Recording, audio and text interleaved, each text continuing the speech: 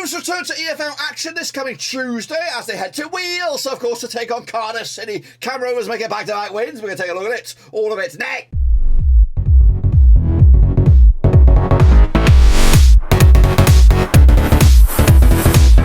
That's right, folks, back once again with another match preview. Looking forward to Blackburn Rovers taking on Cardiff City in Wales, of course, and we'll get to that in just 1 second. If you know where you've been, smash your subscribe and back to all things Rovers related, Championship related, Woo Cup related later this year. That's right, goodness gracious me, it's all kicking off. Yes, that's right, just found out that Chris Wilder's been sacked, even though that's got no bearing on this game, but I just wanted to put that in there, as of course we look forward to the midweek games. Of course, big shout out to my VIPs.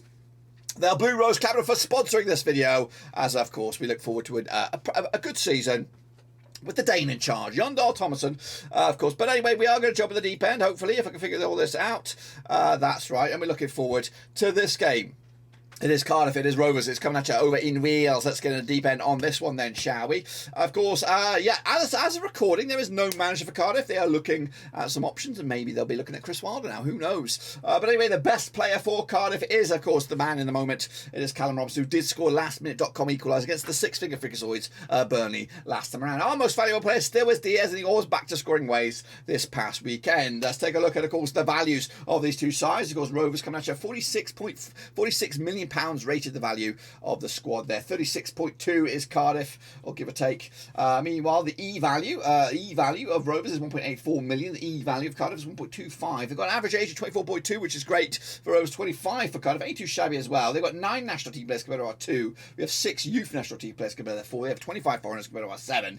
And that's just the tail of the tape. Let's take a look at the other tail of the tape now. These two sides, of course, played the 17 times in 2005. 5 wins for the Welsh, 4 wins for the English, if you want to go that way. And 8 draws, of course. Cardiff, just 1 win in the last 6, of course, 33% form over the last 6. Rovers, of course, 50% form, 1-3, and lost 3. It is, as you would expect, 1 loss, 1 loss, 1 loss. Yet to taste a draw, but that could be about to change. But, of course, let's take a look at Cardiff then, shall we? Coming at you. Then the recent run of events, as you can see, just 1 win in 6 for them. That 1 win was against a now managerless Middlesbrough, 3-2 it was, but, of course, previous couple of encounters was a 1-1 draw against Burnley. That was at Cardiff this past weekend. And, of course, before that was 1-0 loss against Huddersfield, struggled at Huddersfield.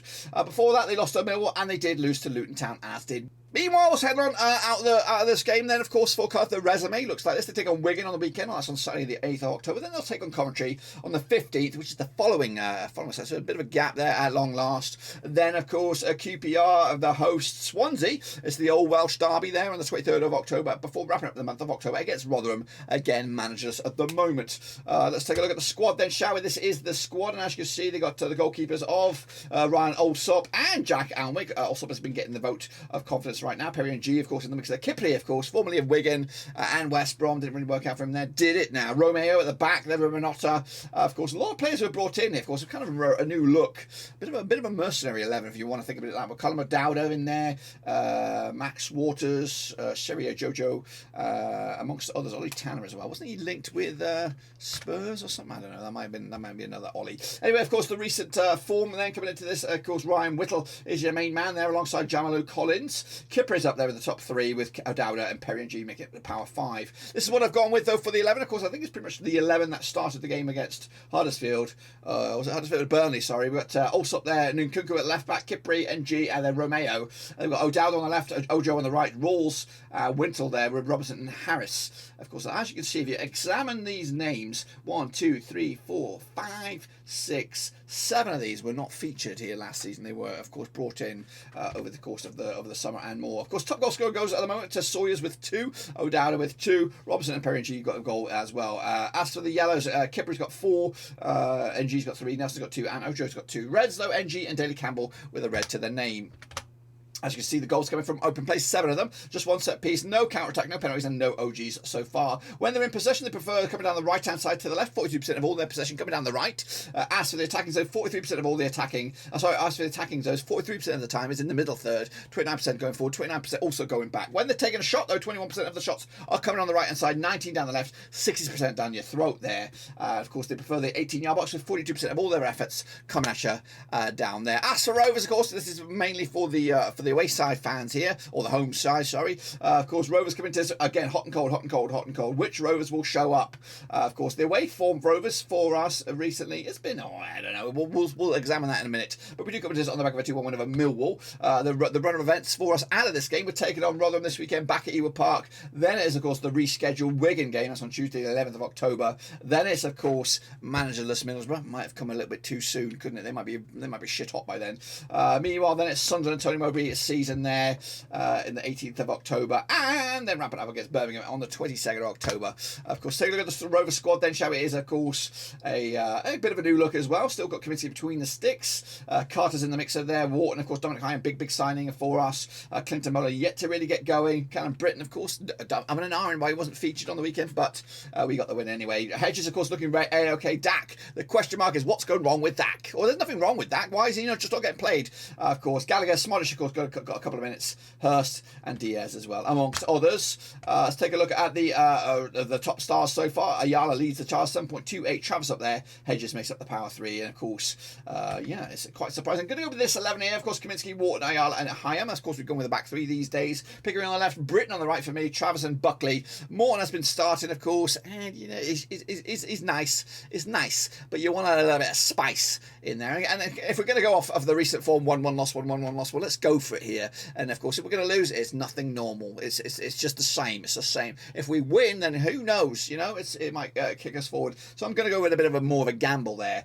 Diaz, Dolan and Hedges. You can't not start Dolan right now after that scrap W effort.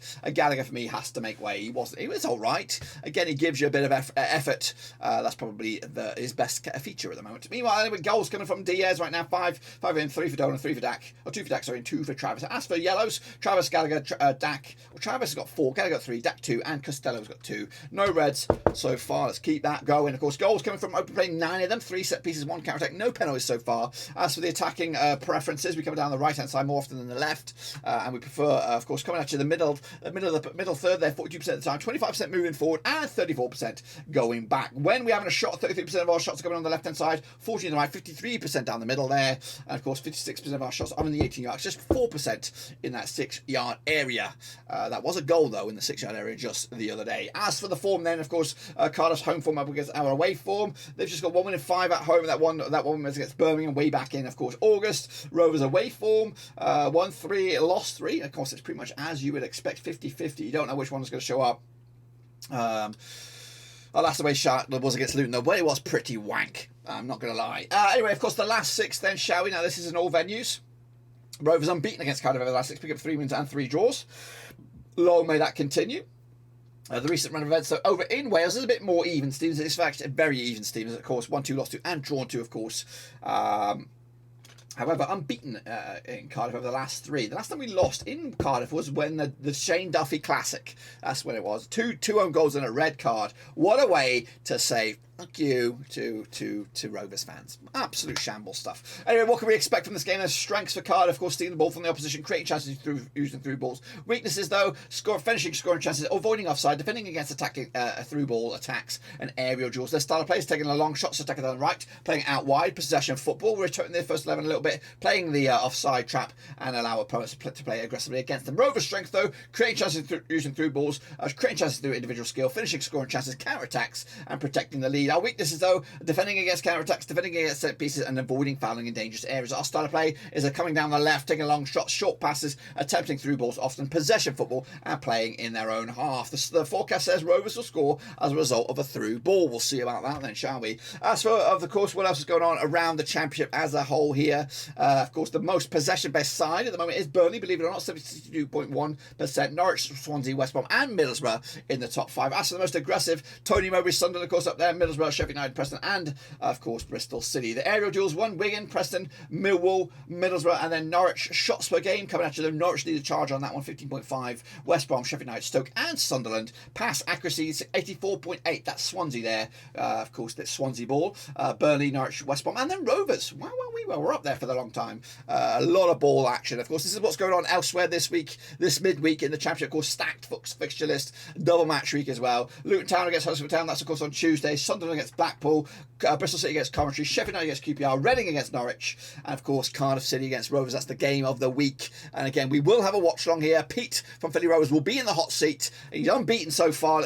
Let's long may that continue as well. Into Wednesday is Rotherham against Millwall, Middlesbrough of course up against Birmingham, Hull City against Wigan, Burnley against Stoke, Watford against Swansea, and Preston up against West Brom. That's of course coming at you very, very soon on Wednesday. This is what the table looks like right now. Of course, Rovers are in 6th, and a win for us. Technically, we could go up as high as 3rd in the table. As for Cardiff, a win for them, they could go from 18th all the way up to 11th in the table. Of course, this is the journey so far for both of the two sides. As you can see, Rovers have had a flirt at the top of the table now in the playoffs at the moment. And again, if we can stay in there all the way through December, you just don't know. With this 11 and this form and this consistency, you just don't know where we'll end up. As for Cardiff, a hot start, kind of wailed off a little bit now, kind of steadying the ship in mid-table at the moment, but they need to get a new manager in and hot off and quickly.